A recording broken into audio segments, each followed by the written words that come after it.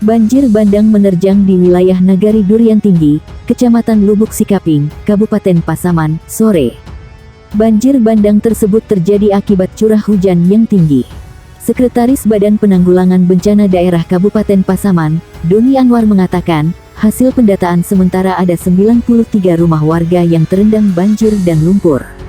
Ada sebanyak 93 rumah terdampak banjir. Lokasi terparah terdampak banjir terjadi di 3 jorong yang masuk ke dalam Nagari Durian Tinggi tersebut, kata Doni. Menurut Doni, daerah yang terparah tersebut adalah Jorong Tampang terdapat 30 rumah terdampak, Jorong Kampung Luar 40 rumah dan Jorong Kampung Lintang sebanyak 23 rumah terdampak. Banjir disebabkan luapan air di Sungai Paninggalan, ungkapnya. Doni menambahkan, untuk korban jiwa nihil, rusak berat dan sedang tidak ada.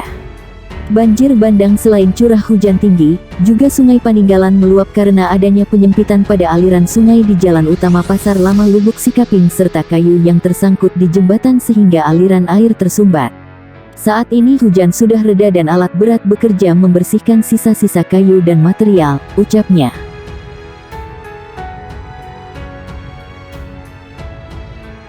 Banjir bandang China tewaskan 12, paksa ribuan mengungsi.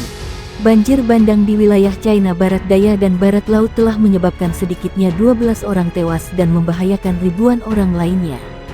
Media pemerintah melaporkan sedikitnya 6 orang tewas dan 12 lainnya hilang di Provinsi Sichuan setelah hujan lebat yang memicu banjir bandang terjadi di wilayah tersebut. Sementara, di kota Longnan di Provinsi Gansu, 6 korban tewas lagi dilaporkan dan 3.000 dievakuasi. Curah hujan dalam 1 sampai 1 atau 2 hari dapat mencapai 98.9 mm di wilayah yang paling terimbas, hampir 2 kali lipat dari curah hujan rata-rata pada bulan Juli. Hujan lebat tersebut terjadi di tengah gelombang panas yang melanda beberapa wilayah di negara itu, termasuk Provinsi Zhejiang dan kota Shanghai, menambah kesengsaraan ekonomi yang hancur karena pandemi. Pihak berwenang China mengungkapkan banjir bandang merendam barat laut Tiongkok. Media pemerintah melaporkan 12 orang lainnya dilaporkan hilang dan ribuan warga harus dievakuasi. Di Provinsi Barat Daya Sichuan, setidaknya 6 orang tewas dan 12 lainnya hilang setelah hujan deras memicu banjir bandang, lapor outlet berita milik negara CGTN. Laporan tersebut menerangkan 1.300 orang dievakuasi dari wilayah tersebut. Sementara itu, di kota Longnan di Provinsi Barat Laut Gansu, 6 kematian lainnya dilaporkan dan 3.000 orang telah dievakuasi, kata penyiar CCTV. Curah hujan selama 1,5 hari mencapai 98,9 mm di daerah yang terkena dampak paling parah, hampir 2 kali lipat rata-rata bulan Juli.